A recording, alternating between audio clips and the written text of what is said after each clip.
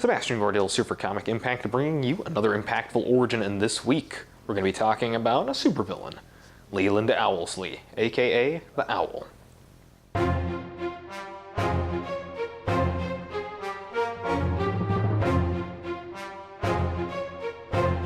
Leland first appeared in Daredevil number 3 in 1964 by Stan Lee and Joe Orlando.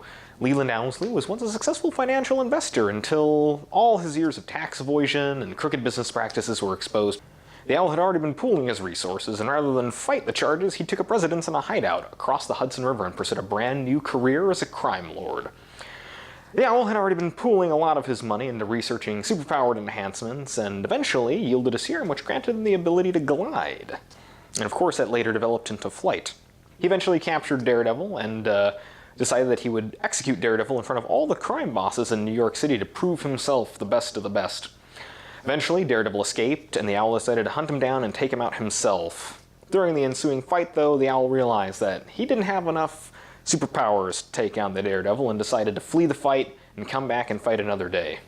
The Owl, of course, subjected himself to a lot of experimental medications, a lot of experimental surgeries to grant him things like flight. He has hollow bones, he's got super strength, super endurance, he can heal faster, his reflexes are a lot faster, he has enhanced sight, he can independently move his eyes and his head, much like an owl.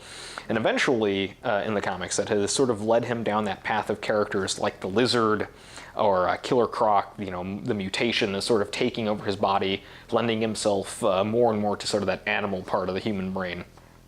Others like Man-Bat as well, as sort of would be another character that's very, very similar. Of course, Leland Owlsley, hopefully, as you have seen by now, has made an appearance on Netflix. Of course, the Netflix series starring Daredevil, played by Bob Gunton, and he's actually really, really good in this. And I'm hoping that he's a character that we'll see again, especially to become the Owl. He's one of my favorite B-list villains. Of course, he didn't always used to be a B-lister, but that's okay. Thank you for watching this video, and I hope you enjoyed it. If you like it, give us a like and leave me a comment down below and let me know about any superheroes or supervillains you'd like to see me cover in one of these. Thank you very much for watching.